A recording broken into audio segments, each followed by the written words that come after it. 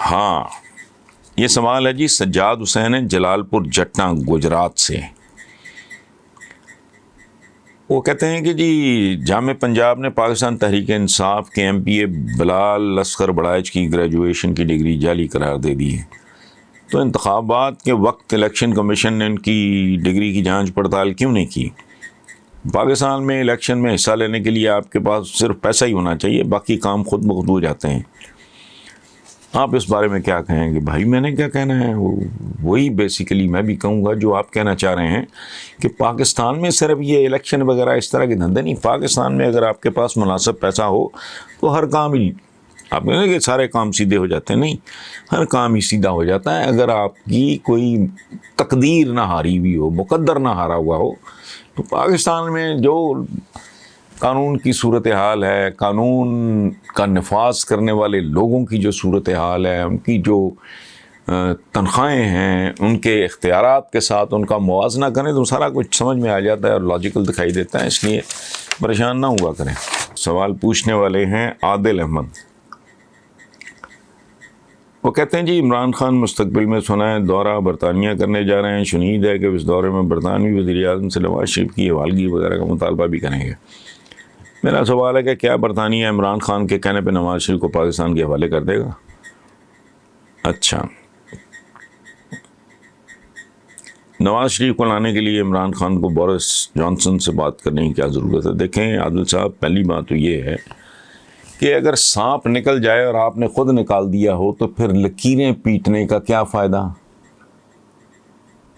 نہ اس کو آپ نے نکالا ہے نہ میں نے نکالا ہے، نکالا مقتدر لوگوں نے ہے۔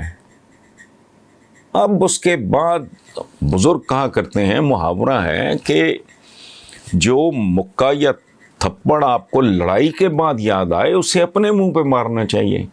اب یہ بین الاقوامی، میں تو لاء کا اسٹوڈنٹ نہیں ہوں، یہ تو آپ کسی پڑھے لکھے سے کوئی بندہ جس نے کوئی انٹرنیشنل لاء یا جو بھی ہے وہ کیا ہو، وہ آپ کو بتائے گا کہ بھئی یہ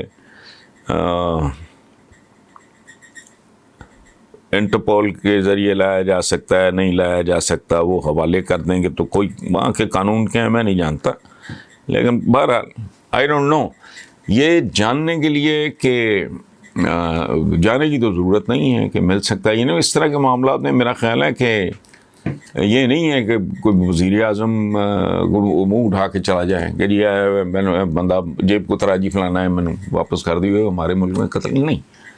ایک سابق وزیر اعظم ہے، 3 بار وزیر اعظم رہا ہے، ہماری بھی قسمت دیکھو یار، اللہ کی قسم مجھے وزارت عظمیٰ کا منصب باقاعدہ حقیر لگتا ہے، میں یہ بات قسماً کہہ رہا ہوں۔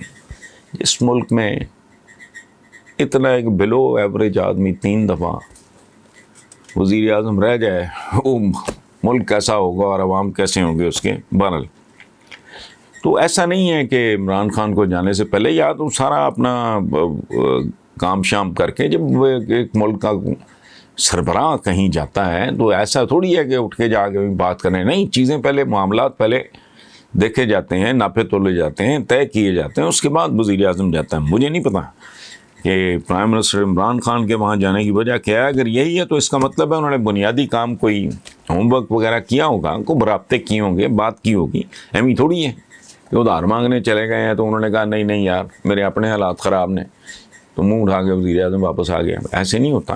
لیٹس سی، مجھے نہیں پتا کہ اس کام کے لیے جا رہے ہیں یا کسی اور کام کے لیے جا رہے ہیں، I have no idea at all. Akhlaq صاحب، میں 27-28 سال سے کالم لکھ رہا ہوں اور میرے لاتعداد کالم اس بات کے گواہ ہیں کہ میں نے کبھی ان لوگوں کو نہ عوامی مانا ہے نہ نمائندے مانا ہے، میں نے ان کو، یہ واردات ہے، یہ کلب ہے خاص طرح کے لوگوں کا، ایک خاص طرح کا مائنڈ سیٹ ہے، اور اس میں چند ایکسیپشنز ڈیفینیٹلی موجود ہیں۔ سوال آپ کا جس طرح کا ہے، اس کے جواب میں آپ کی خدمت میں ایک کالم پیش کر دیتا ہوں اپنے ویورز کے سامنے۔ کالم کا عنوان ہے جمہوریت کا حسن زندہ باد۔ اب کالم شروع کرتے ہیں۔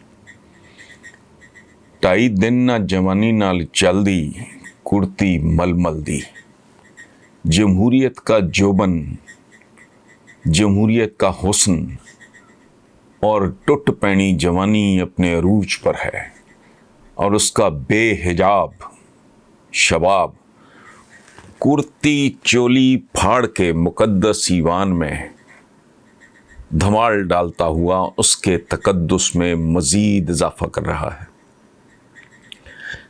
میری دعا ہے کہ یہ جمہوریت اسی طرح اپنے حسن کے نشے میں چور جشن جوانی مناتی رہے، اور اسلامی جمہوریہ پاکستان کا غیور اور باشعور ووٹر قیمے والے نان اور بریانی کھا کھا کر انہیں ووٹ دیتا اور ان پہ فخر کرتا رہے، اور قوم یوں ہی کلانچیں بھرتی ہوئی دن دگنی اور رات چوگنی ترقی کرتی رہے۔ میں سچ پوچھیں تو ابھی اس جوانی بلکہ اتھری جوانی نے اور بہت سے ریکارڈز قائم کرنے ہیں۔ ابھی تو ملیکہ بخاری کو چند خراشیں آئی ہیں، کل کلاں بعید نہیں کہ جمہوریت کی دیوانی جوانی تیزاب کی بوتلوں سے مسلح ہو کر آئے اور ایک دوسرے کا منہ تیزاب سے دھو ڈالے۔ اس جمہوریت نے ابھی تو صرف بجٹ کی کاپیاں اور گریبان ہی پھاڑے ہیں، آگے آگے دیکھیے ہوتا ہے کیا۔ ابھی تو جمہوریت نے صرف مقدس ایوان میں کھڑے ہو کے سیٹیاں ہی بجائی ہیں، سیٹیاں ہی ماری ہیں۔ آنے والے دنوں میں ہم دیکھیں گے کہ یہ ہنٹر والی توبہ شکن جمہوریت کیسے کیسے ثابت کرتی ہے کہ جمہوریت بہترین انتقام ہے۔ انتقام کس سے؟ ان عوام سے جو انہیں ووٹ کھلا کھلا کر پالتے پوستے اور جوان کرتے ہیں تاکہ یہ مقدس ایوان کو لاہور کے مشہور فوش تھیٹر اور رومن اکھاڑے میں تبدیل کر کے بھوکے ننگے عوام کو تفریح یعنی انٹرٹینمنٹ مہیا کر سکیں، کہ یہی کچھ رومن اشرافیہ کیا کرتی تھی کہ اصل مسائل سے توجہ ہٹانے کے لیے رومن اکھاڑوں میں مسخرے، جنگجو اور وحشی جانور کھلے چھوڑ دیے جاتے تھے۔ پاکستانی اخباروں نے تو خام خواہ اس شغل میلے کو اسکینڈلائز کرنے کے لیے چیختی چلاتی سرخیاں اور شہ سرخیاں جما دی ہیں۔ بندہ پوچھے کہ گالیاں ایک دوسرے کو دینے کے لیے نہیں ہوتی تو کیا فریج میں رکھنے یا بینک میں جمع کرانے کے لیے ہوتی ہیں؟ بھولے بادشاہ ایک دوسرے پہ الزام لگاتے ہیں کہ ایوان کا تقدس مجروح کر دیا۔ او بھائی، اگر یہ سچ بھی ہے تو بھلا کون سی قیامت آ گئی؟ اس مجروح تقدس کو سرکاری خرچ پہ مرہم پٹی کرا لو۔ جہاں تک ہلڑ بازی کا تعلق ہے تو یہ کوئی قمار بازی یا کوئی اور بازی تو ہے نہیں جس پر اتنا چیخ رہے ہیں۔ پھر کہتے ہیں ہنگامہ آرائی ہوئی ہے، حالانکہ ہنگامہ ہے کیوں برپا، تھوڑی سی جو پی لی ہے، ڈاکہ تو نہیں ڈالا، چوری تو نہیں کی ہے۔ جمہوریت خیر سے جوانیاں مان رہی ہے، اور جوانی میں ہلکی پھلکی نادانی قابل معافی ہوتی ہے۔